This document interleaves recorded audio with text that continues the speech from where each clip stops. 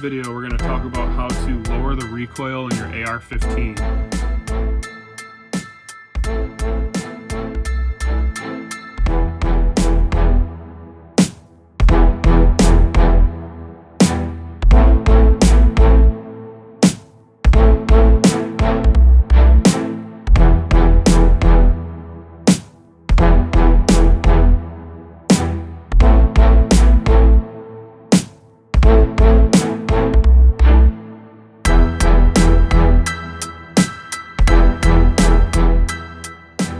So please like, subscribe, comment, and share.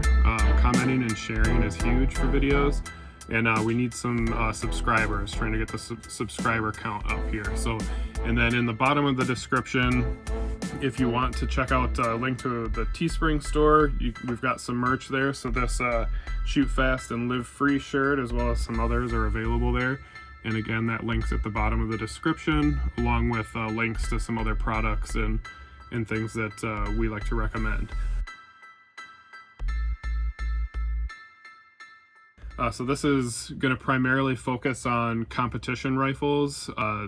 Some of the mods that I'm going to talk about aren't necessarily going to be good for defensive rifles, because they can make the gun a little bit unreliable when you're switching between different ammo and things like that. But for a competitor, or for just a good fast range gun, where you're using a consistent brand and type of ammunition, so you can really tune the gun in to that cartridge, and you just want to shoot as fast as possible with as little recoil and muzzle flip as possible, then these mods are going to be things that you want to look at.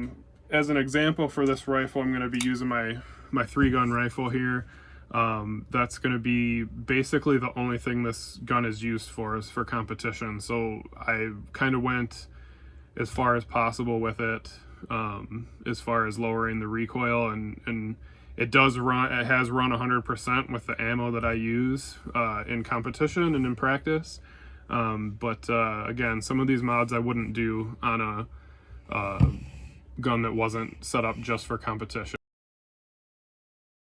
Of course, it is a clear gun. You can see the chamber flag, no ammo or mags around, and kind of get started from there.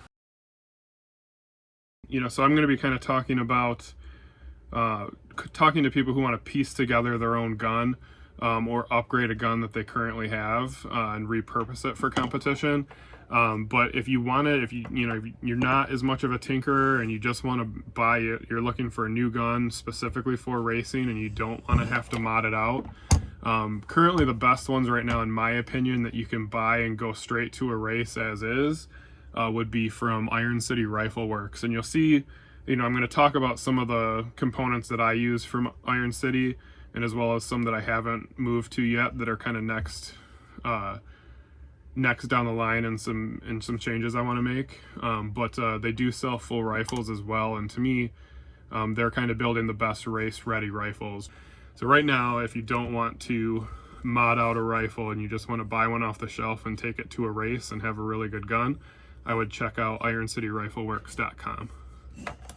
Okay, so the basic components that we're going to talk about and what can be adjusted and tuned to lower muzzle flip and recoil are the barrel, the muzzle device, so your brake or compensator, the gas block, which is under the handguard here, the gas length, so the gas system length, so whether it's rifle, mid, or carbine, can affect this equation. Your buffer tube that your stock sits on, your buffer, which is the internal device that cycles to cycle your bolt, your buffer spring, which creates the tension there, and then obviously your bolt carrier group, which is the part that actually moves to cycle the weapon and chamber the next round. So those are kind of the main components, and anytime you adjust any of those components or change those components, you're going to change the equation and need to retune your gun to your ammo. And of course, if you change ammo, that can impact this whole thing as well. But the overall goal to reduce the recoil and the muzzle flip in your gun and your rifle is to get as little, so basically the gas from the bullet is what cycles your bolt. And so the goals to reduce recoil are to reduce the reciprocating mass, so the mass of the bolt and bolt carrier and the buffer, which are the moving parts, reduce the mass there, reduce the spring tension, so that, again, less force is needed to move the mass. And then when you have those factors set, adjust the gas so that the least amount of gas is running the gun to move the least amount of weight overall.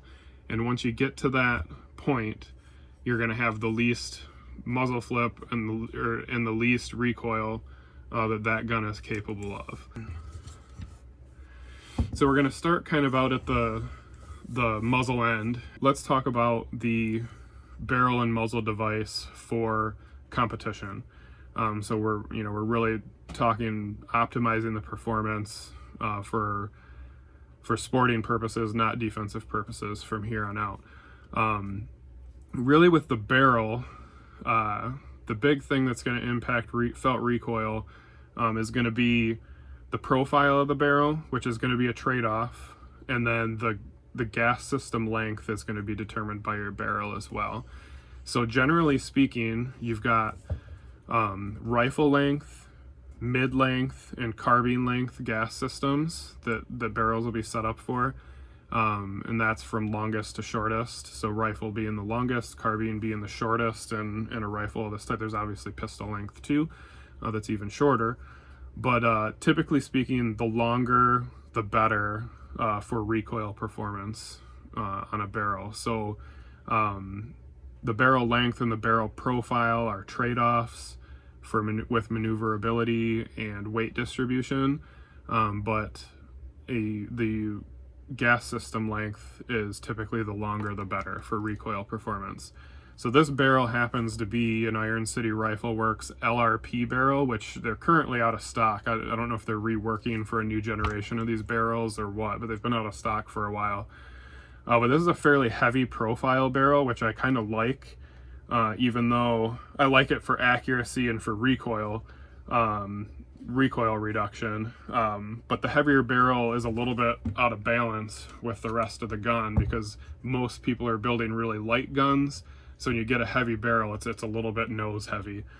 So that's kind of a trade-off, but I do like the performance of the barrel from an accuracy standpoint, and the extra weight keeps that muzzle down more than a lighter profile barrel. So I do like that. It is a 16-inch barrel, so it's kind of a good, most people are going 14.5 and 16-inch anymore for competition. And the older line of thought was an 18-inch barrel or a 16-inch barrel. So 16 is kind of a nice happy medium. It is also about as short as it's the shortest barrel you can use without having to pin and weld your muzzle brake on. So I like this. The 16-inch to me is the right size. The other thing is that the 16-inch barrel gives you the ability to do a rifle length gas system, which this Iron City Rifle Works barrel does have a rifle length gas system. So that's not a normal thing on a 16-inch barrel, but some companies do make them. So to me, for 3-gun specifically, a 16-inch barrel with a rifle length gas system is the way to go. So then with the muzzle device, here I have a VG6 Epsilon, which is a muzzle brake and compensator combination. And really with the muzzle devices, you have 3 different features. You have flash suppression to reduce the light signature that comes out of this gun when it's fired in low light situation. That's not super important with competition use. And then you have your muzzle brake and your compensator properties that are really what are going to reduce muzzle flip and recoil. So the muzzle brake portion of this device are the ports on the sides that you see here. This is a dual port system. You'll see some that are 3 ports. And the muzzle brake is going to reduce backwards motion into your shoulder, so it's going to reduce perceived recoil.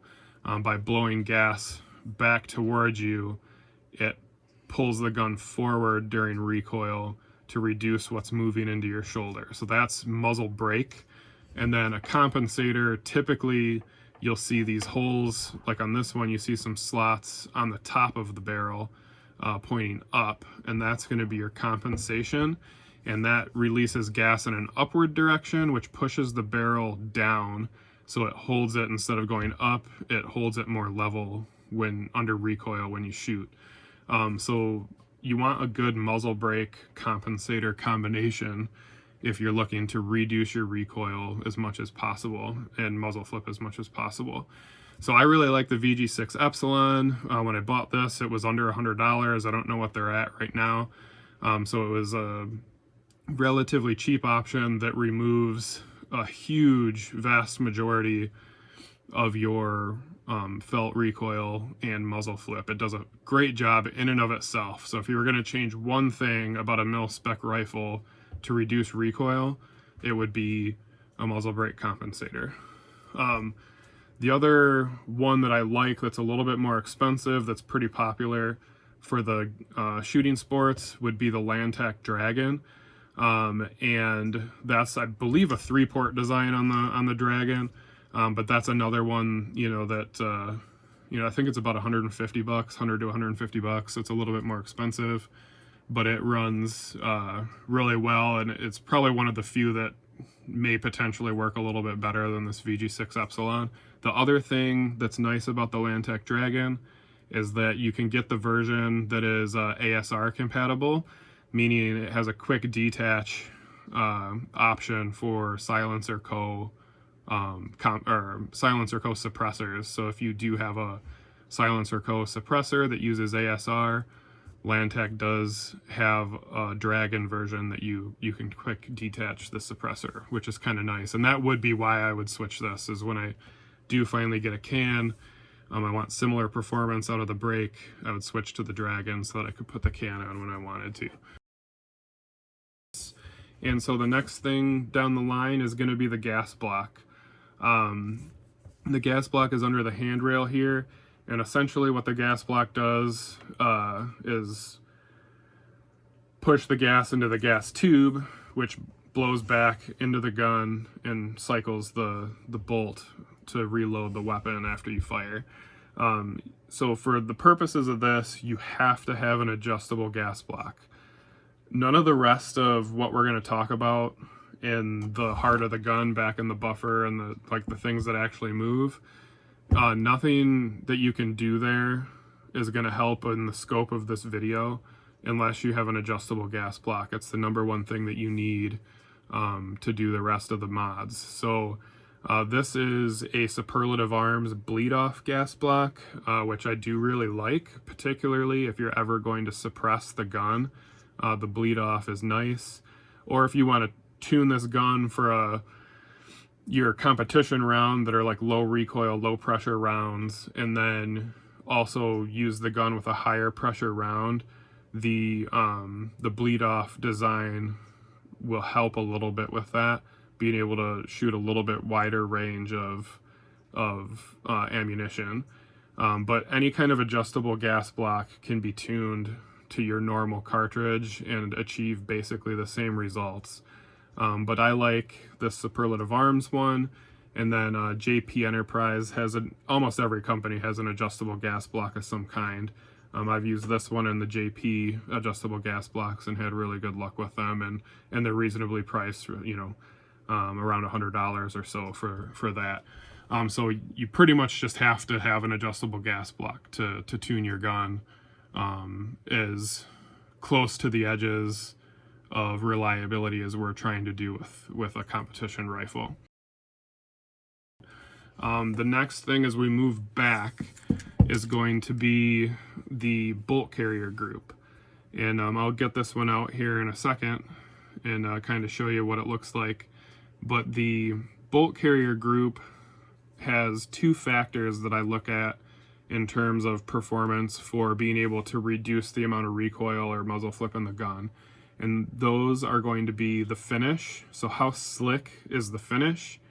How how much can I reduce the friction of that bolt carrier group as it moves in the gun, so that I need less force to move it. So your finish has to be a high quality finish. And then the other factor is going to be weight. So the less mass that the bolt carrier group has, the less force is going to be needed to move it. So a good low mass bolt carrier group is going to be beneficial if you're trying to reduce the amount of gas you need in the system.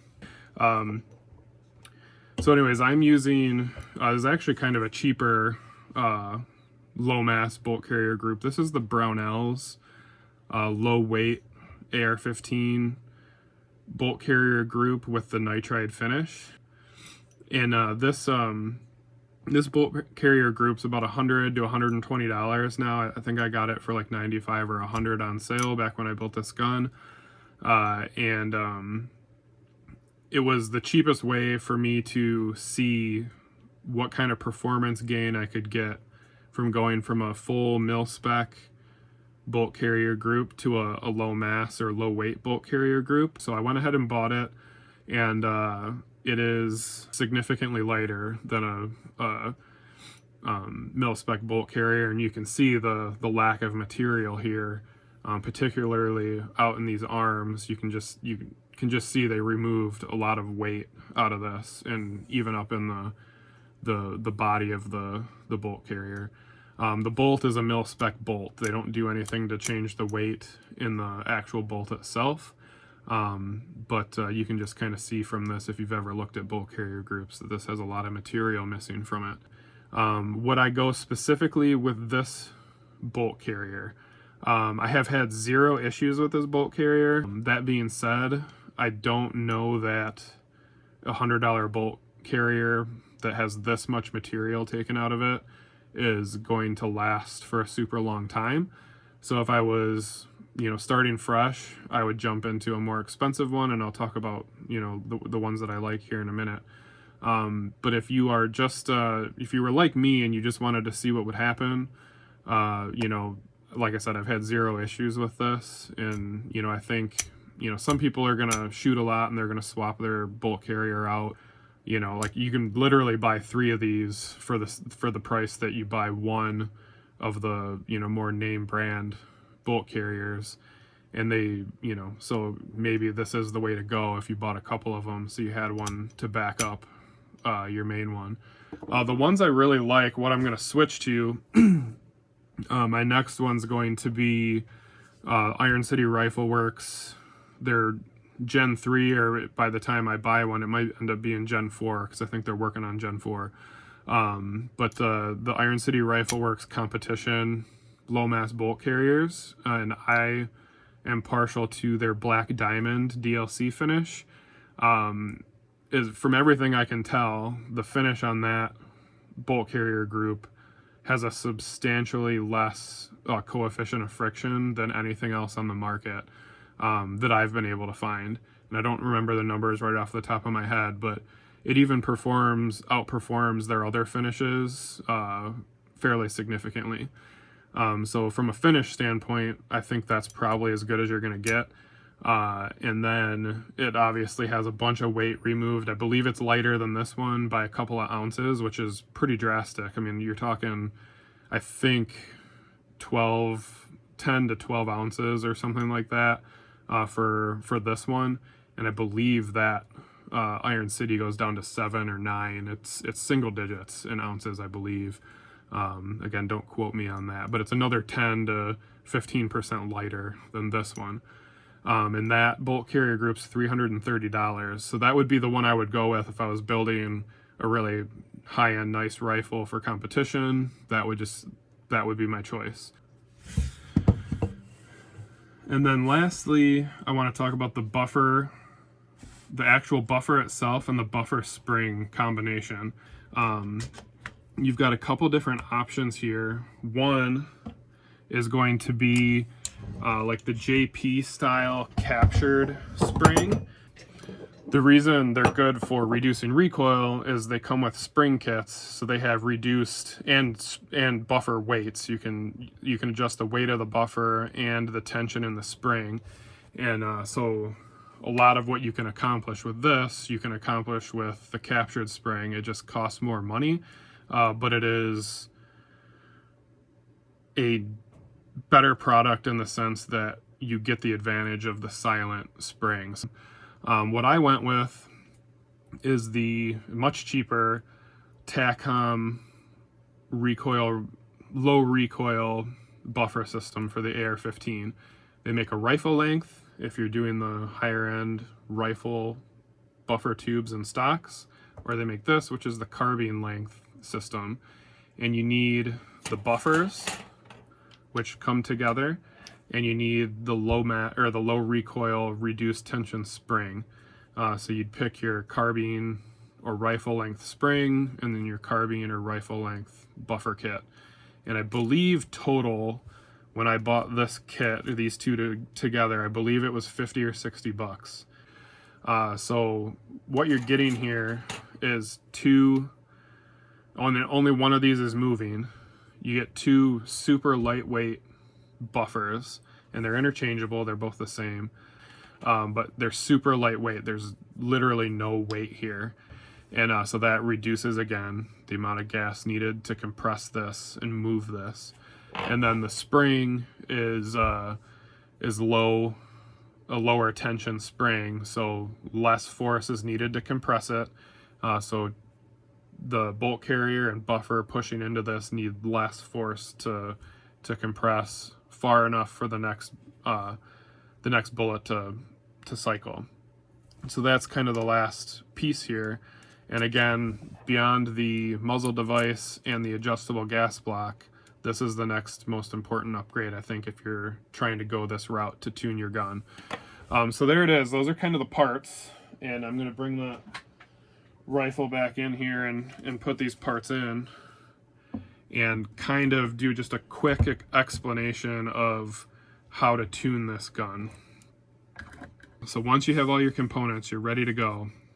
What you want to do is you want to, for the most part, with your adjustable gas block, turn the gas all the way off so that there's no gas coming back up into the gun. And what you'll find is that when you fire, one round will go off, but the bolt's not going to go back and cycle the next round. It'll just sit there because there's no force coming back into the gun. And then what you do, you want to go from 0 and slowly go back up. Basically what I would do is like a half a turn at a time at first, shoot another round, another half turn, shoot another round, and keep increasing the gas until you get, and I should have mentioned this at front, you're only shooting one round out of your magazine. You only load it with one round at a time. So shoot the gun, see what happens with the bolt, turn the gas up if the bolt isn't cycling the gun, and then put one round in the magazine and try again. And what you're looking for is for when you fire, you want the bolt to stay locked back on the empty magazine. That's why you only load it with one bullet at a time, one round at a time, is because you want to see when the bolt locks back on an empty mag. And if you've been going a half a turn at a time and then the bolt locks back on the empty magazine, I like to then go and turn the gas down a quarter turn, or maybe just a couple clicks. It depends on how much ammo you want to use. But if I was going a half a turn at a time, increasing the gas, then I would start going down. Once the bolt locks back, I would start going down in a smaller interval until the bolt didn't lock back again. So if I was going up a half a turn, the bolt locked back, I'd go down a click, fire. Did it still lock back? Okay, yes, it still locked back. Go down again, fire. And then once it stops locking back, then what I do is turn the gas up. They'll tell you with your adjustable gas block, they might say a quarter turn, they might say a half turn, they might say 2 or 3 clicks. Whatever their recommendation is. Typically I think it's about a quarter turn. you would do a quarter turn, more gas, and then that's when you start test firing your gun, because you don't want the absolute least amount of gas, because you're going to get some rounds with lower pressure and then your gun won't work when you try and shoot those rounds. So you want to find the lowest point and then add whatever the gas block company recommends, typically like a quarter turn or 2 or 3 clicks or whatever it is.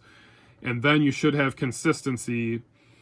You should never not have enough gas to cycle your gun at that point with that specific round. So that's basically it. You're gonna, once you have all the components, you're going to tune the gun down as low as possible to make sure it cycles, and you judge that by if the bolt locks back on an empty magazine. And then you know, with that rifle and that combination of parts, you have it set as good as you possibly can to reduce recoil and reduce muzzle flip so that you can shoot super fast. Please comment and share. Those are the 2 biggest things you can do for the video. Subscribe so that you can see other videos that come out. I primarily do 3-gun and competition related gun reviews and build videos, and also going to have some more shooting footage once the weather breaks here, so that'll be hopefully kind of cool. And then fishing videos, you know, do some fly fishing and stuff, and just haven't been out much, so I haven't been putting those videos out, but hopefully this year, this summer and spring, they'll start getting out a little bit more. So please subscribe if that sounds interesting. And again, check out our Teespring store. You can get a shirt like this that says "Shoot Fast and Live Free," and it's got the multi-gun logo on it. We've got some others. That's the link down at the bottom of the description is for our Teespring store. And then other links, affiliate links and things like that in the description. So check those out, and I appreciate it. Thanks.